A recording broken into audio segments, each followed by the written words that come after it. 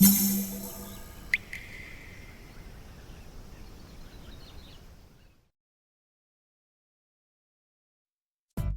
うも、底辺アクアリスト黄昏です。皆さん、大量の気鉱石を使用して山岳を作り上げた60センチ水槽のことは覚えていますでしょうか？まだ関連動画を見ていないという方は、概要欄に再生リストの URL を貼っておきますので、そちらを見てやってください。以前出した動画では、根絶やしにしたと思われたスネールが再発し、トラウマであるスネールバスターという薬剤で駆除を試みたものの、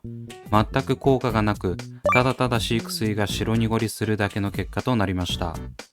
自分のスネールに対する憎悪は、日頃動画を視聴していただいている方ならご存知かと思いますが、このうじゃうじゃいる気持ち悪いスネールをこのまま野放しにするわけにはいきません。というわけで今回は、苦渋の選択をし、再度スネールの根絶に挑みたいと思います。レイアウトをガラッと変えるほどの作業を行いますので、最後まで見ていただけると幸いです。まず現状のおさらいなんですが、スネールはこんな感じで、ここぞとばかりに繁殖し、集合体恐怖症の方も悲鳴を上げるほどになっています。これは石を大量に使っていることなどが原因で、スネールが住みやすい高度になっているのも原因の一つと思われます。正直このスネール以外はとても順調で、お気に入りの水槽の一つになっているんですが、いかんせんスネールを駆除するための代償がでかいんです。以前の動画で使用したスネールバスターは、白濁りするだけで何の効果もない分、水草や生態にもそこまで悪影響はありません。しかし、他の水槽のスネールを駆逐した動薬剤であるキプラミンは、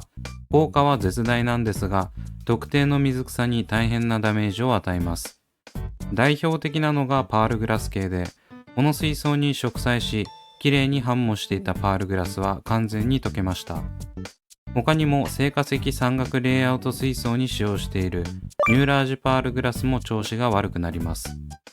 このパールグラス系以外にも影響のある水草はあると思うので、使用する場合は自己責任でお願いします。スネール駆除の方法に関してはコメント欄でもいろいろ案を出していただき、炭酸水で窒息させたり、一度水をすべて抜いてミスト管理するなどのアイデアがありました。ただ、その2つの方法では正直駆逐は難しいです。炭酸水に関しては、この60センチ水槽すべてを満たすほどの炭酸水を使用するのはコスト面的にも難しいですし、CO2 添加装置で強制添加する程度の濃度では死滅しないと思います。また、孵化していない卵に対しては全く意味がないので、行う場合は高濃度の二酸化炭素を長期維持しなければなりません。もう一つの案であるミスト式に関しては、通販で購入した水草に付着したスネールが平気で生存していることを考えると、水草を生かしつつスネールを抹殺する程度の水分量に調整することは不可能だと考えます。そんな感じで生半可な方法ではうちのスネールには太刀打ちできません。唯一成果を上げているのはキプラミンの投与のみなんですが、この水槽にはようやく調子を取り戻したパールグラスが植えてあり、投与ができません。ただ、キプラミンしかなす術がないため、この最強薬剤を使用するために大仕事をしていきます。それでは早速やっていきます。ちなみに前回のスネールバスター大量投与により飼育水が大変なことになっています。日を追うごとにこの白濁さ加減は増していき、このまま放置してたらカルピスみたいな色合いになるんじゃないでしょうか。こんなえげつないことになってる水槽内でも平然と生きてるスネールはほんとしぶといですね。この状態で最初に行う大仕事はロタラマクランドラグリーンの撤去です。ご覧の通り立派に繁茂しているこの水草、個人的には色合いや葉の形も好きなんですが、今回は思い切って全部引っこ抜きます。キプラミンを投与してもびくともしないこの水草をなんで取り除こうかと思ったのかというと、山岳レイアウトに茂った有形層はあまり向かない感じがしたからです。あくまでも現在の自分のレイアウトという話なんですが、左から右に傾斜のついている山岳の右側にドンと大きい茂みがあると、せっかくの山岳感が薄れてしまう気がするんですよね。もともとはそこまで茂ってなく許容範囲だったんですが、徐々に調子づいて存在感が増してきたため、このタイミングで撤去する運びとなりました。一応この水草自体は残しているので、また他のレイアウトに使いたい時には使用できるようにします。早速引っこ抜いていくんですが、結構おでが舞いそうだったので、プロホースでおでを吸い込みながら作業していきます。これがいい感じで視界を確保しながら作業することができました。ただでさえ白濁りしてるのに、そこにおでがプラスされたら何が何だかわからなくなりそうですしね。さすがロタラだけあって粘りはすごく、引っこ抜くのに結構力が必要でした。1カップの組織培養からここまで成長するんだからすごいです。改めて組織培養水草のコスパの良さを実感しました。すべて引っこ抜いたら、一応抜いた場所周辺の低床を掃除しておきます。せっかくここまでしたんだから今のうちにきれいにしておかないともったいないです。そのまま一気に水を抜いていき、水位をだいぶ下まで下げます。この時にウォーターローン部分のおでも吸い取っておきました。いつやっても気持ちいいですね。というわけで水位を極限まで低くした後に続いての作業に移ります。何をするのかというと、この繁茂しているパールグラスをまたしても1本残らず引っこ抜きます。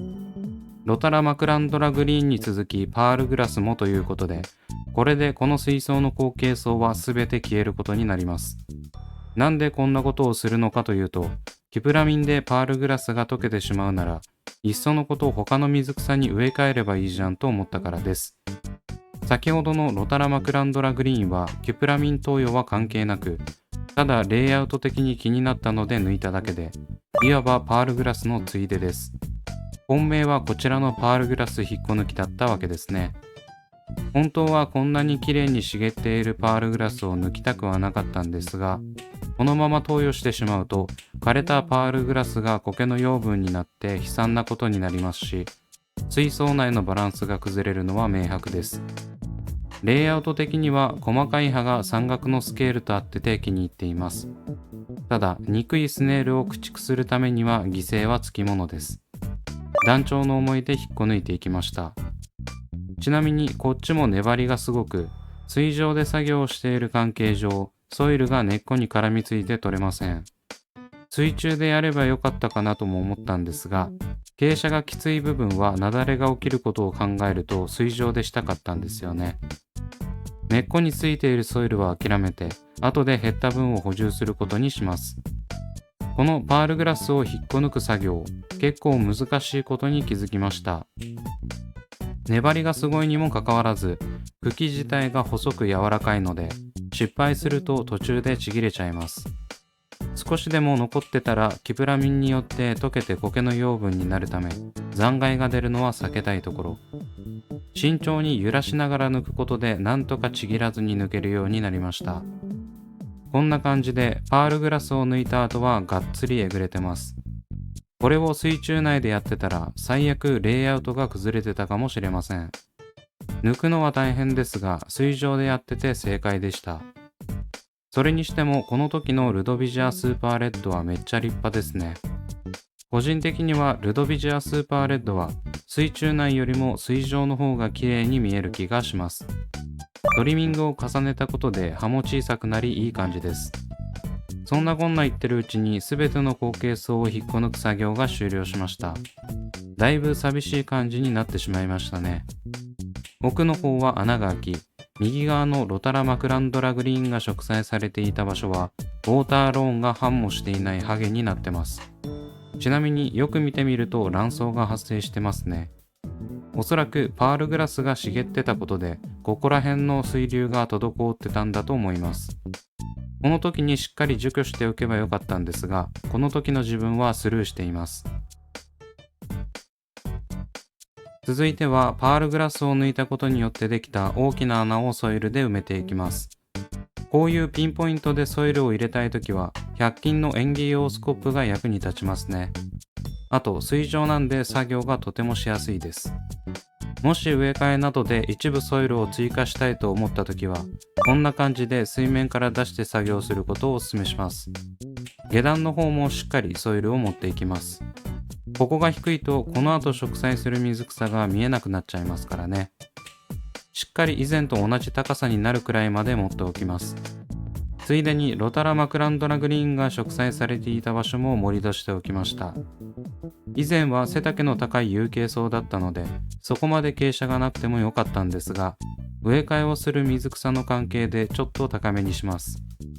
あとは植栽しやすいように霧吹きで湿らせておきました。これをしておかないと始まりませんからね。注水してからでもよかったんですが、植栽は圧倒的に水上の方が楽です。最後の仕上げにパールグラスが植えてあった部分に土留めの気孔石を置いていきます。今まではパールグラスの根っこで流れてませんでしたが、植え替えてすぐの水草は土留めの役割を果たしてくれませんからね。こういう傾斜をつけるレイアウトをしたい場合は、やっぱりミスト式で管理して水草の根が張ってからの方が、こういうまどろっこしい流出防止策を打たなくていいから楽です。というわけで、だいぶ殺風景になってしまった気孔石山岳レイアウトなんですが、次回は新たな水草を植栽していきます。どんな水草を植栽するのかは見てのお楽しみということで、続きも楽しみにしておいてください。というわけで今回はここまで。Twitter と Instagram もやっておりますので、そちらも見ていただけると嬉しいです。それではご視聴ありがとうございました。